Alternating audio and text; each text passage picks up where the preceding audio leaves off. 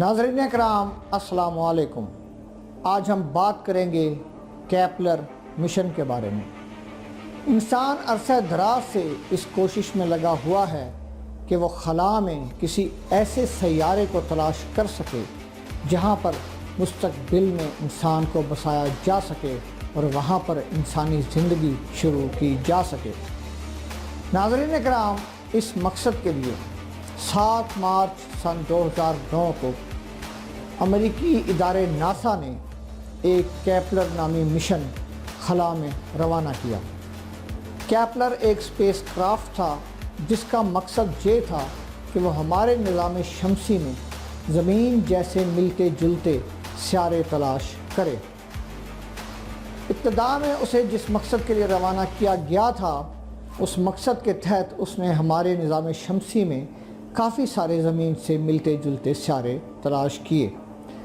नाज़रीन कराम, आप यकीनन ये सोच रहे होंगे कि ज़मीन जैसे मिलते जुलते सियारों से मेरी मुराद क्या है।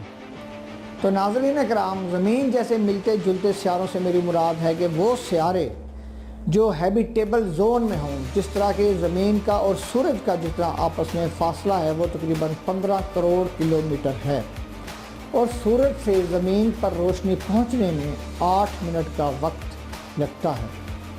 इस तरह के मिलते जुलते सियारे जिनका फ़ासला तकरीबन अपने सितारे से, अपने सूरज से इतना ही हो या इससे थोड़ा सा कम या ज़्यादा हो, वो हैबिटेबल जोन में कहलाते हैं। क्योंकि इस जोन से अगर सैयारा सूरज अपने सितारे या सूरज के ज़्यादा करीब होगा तो वहाँ पर बहुत ज़्यादा गर्मी होगी और वहाँ पर ज़िंदगी का पनपना नामुमकिन हो जाएगा।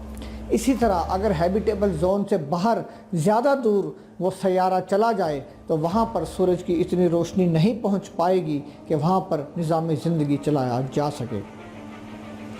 इस मकसद के तहत केपलर ने बेतहाशा ज़मीन से मिलते जुलते सियारे, जिन्हें सेकंड अर्थ का साइंस ने नाम दिया, दरियाफ्त किए। इन सैयारों की तादाद तकरीबन 2262 थी।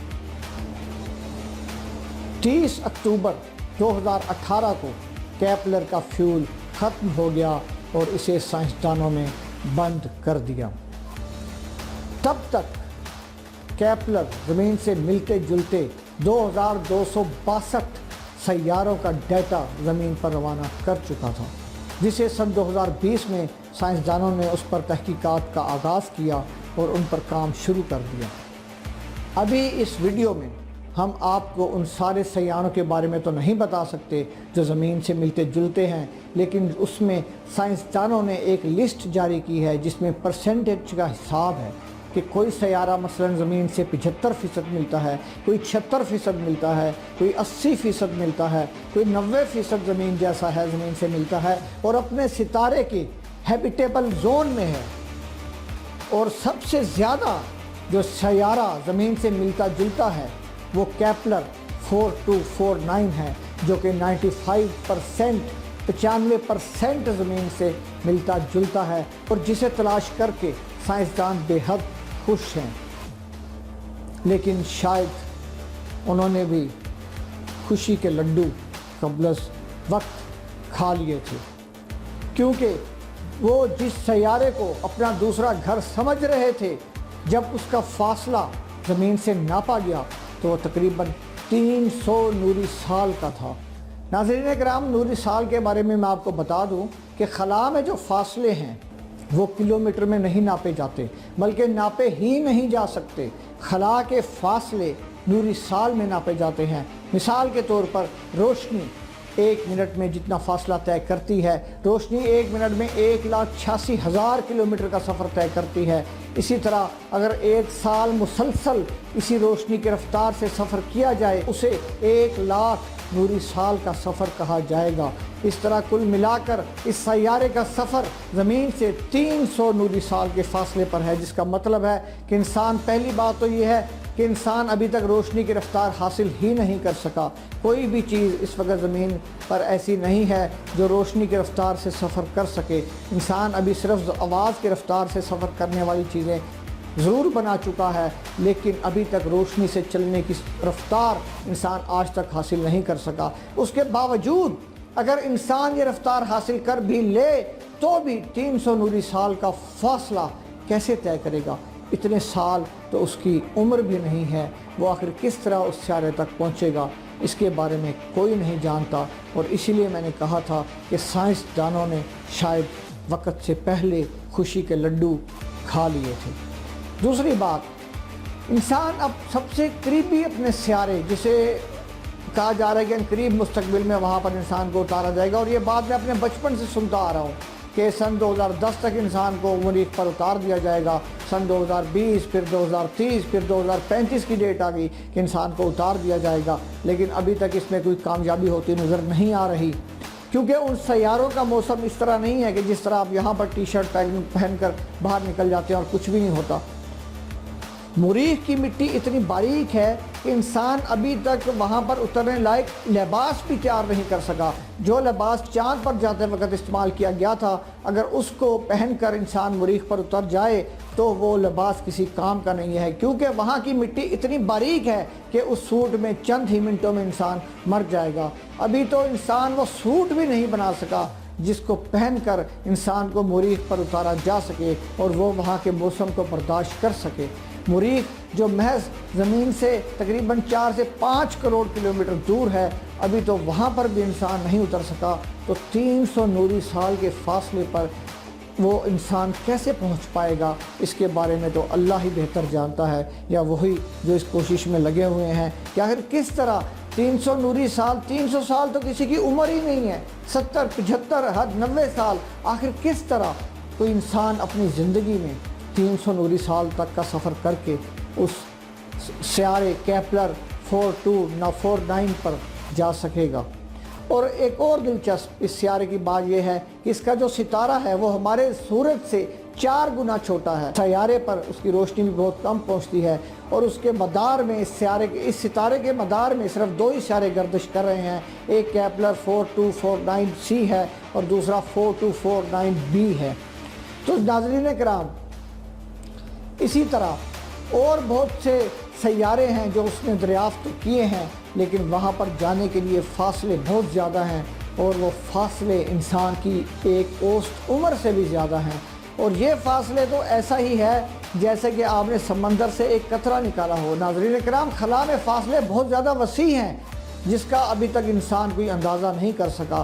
جو انسان کی دسترس میں ابھی اس نے جو آبزرو کیا ہے، تقریباً 6 ارب نوری سال کے فاصلے بھی زمین میں موجود ہیں۔ اور سب سے بڑی بات یہ کہ جس کہکشاں، جس گلیکسی ملکی وے جسے ہم کہتے ہیں، جس میں ہم موجود ہیں، اس گلیکسی، یہ گلیکسی بھی اتنی بڑی ہے کہ اس گلیکسی میں ہمارے سورج جیسے اور ہمارے سورج سے کئی گنا بہت بڑے ستارے موجود ہیں جو ہمیں رات کو نظر آتے ہیں۔ بہت دور ہونے کی وجہ سے وہ ہمیں ستارے لگتے ہیں، لیکن اس میں سے کئی ستارے ہمارے سورج سے 30 ارب گنا بھی بڑے ہیں۔ مطلب اگر 30 ارب ہمارے سورج جیسے ستارے ہوں تو وہ ایک ستارہ بنتا ہے۔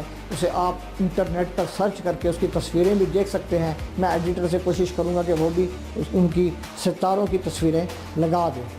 تو اور اس طرح کے تقریباً 300 ارب ستارے صرف ہماری ملکی وے میں موجود ہیں، اور اگر اس ملکی وے کو آپ ایک کنارے سے دوسرے کنارے تک پار کرنا چاہیں تو آپ جانتے ہیں کہ آپ کو کتنا وقت لگے گا؟ 1 سال، 2 نوری سال، 10 نوری سال، 50,000 نوری سال؟ نہیں ناظرین، آپ شاید اندازہ نہ لگا پائیں۔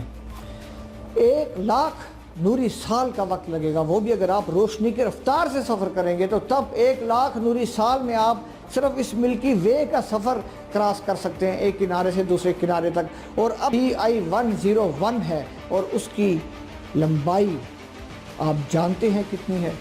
اس کے ایک کونے سے دوسرے کونے تک جانے کے لیے آپ کو کتنا وقت لگے گا؟ ناظرین کرام، اس کے ایک کونے سے دوسرے کونے تک جانے کے لیے اگر آپ روشنی کی رفتار سے سفر کریں تو آپ کو 60 لاکھ نوری سال لگ جائیں گے۔ یہ ہے کائنات جو اتنی بڑی ہے کہ آپ کی سوچ وہاں تک پہنچ ہی نہیں سکتی۔ یہ کائنات اتنی بڑی ہے، اور سب سے بڑی بات، جس زمین پر ہم رہتے ہیں، اگر اسے وائجر اسپیس کرافٹ کا شاید آپ نے نام سنا ہو، اس کا ذکر بھی پھر کسی ویڈیو میں تفصیلی کریں گے۔ 7.5 ارب کلومیٹر دور جا کر آخری دفعہ یہ سپیس کرافٹ ہے جو خلا میں آگے جا رہا ہے، اور اس وقت بھی وہ زمین سے غالباً تقریباً 22 ارب کلومیٹر دور جا چکا ہے۔ یہ 1975 میں لانچ کیے گئے تھے وائجر 1 اور وائجر 2۔ وہاں جب 7.5 ارب کلومیٹر دور وائجر پہنچا تو وہاں پر اس کا رخ آخری بار زمین کی جانب موڑا گیا۔ وہ تصویر بھی میں کوشش کروں گا کہ ویڈیو میں آپ کو شاید نظر آ رہی ہو، میں ایڈیٹر سے کہوں گا کہ لگائے۔ آخری دفعہ اس کا منہ جب زمین کی جانب کیا گیا اور اس کی تصویر کھینچی گئی تو وہ آخری موقع تھا جہاں سے خلا میں زمین کو دیکھا جا سکتا تھا، کیونکہ وہاں سے زمین ایک مٹر کے دانے جتنی ایک ڈاٹ سی نظر آ رہی تھی۔ یہ بڑے بڑے پہاڑ، یہ بڑی بڑی بلڈنگیں، یہ بڑے بڑے دریا، یہ بڑے بڑے سمندر صرف ایک مٹر کے دانے کے اندر سما چکے تھے، صرف ایک مٹر کے دانے کے اندر سمائے ہوئے تھے۔ تو ہم انسان اپنے آپ کو کتنا ہی بڑا سمجھ لیں، ہم تو ایک مائکروسکوپک جتنے بھی نہیں ہیں۔ اس خلا میں 7.5 ارب کلومیٹر سے دور جا کر تو ہماری زمین نظر ہی نہیں آتی۔ ہم کہاں سے، ہماری بلڈنگیں کہاں سے، ہمارے پہاڑ، ہمارے دریا، ہم کہاں سے، ہمارے چودھری، ہمارے فلاں کہاں سے نظر آئیں گے ہم؟ کیا اوقات ہے انسان کی۔ ناظرین کرام، پھر ملیں گے کسی دلچسپ ویڈیو میں، تب تک کے لیے اللہ نگہبان۔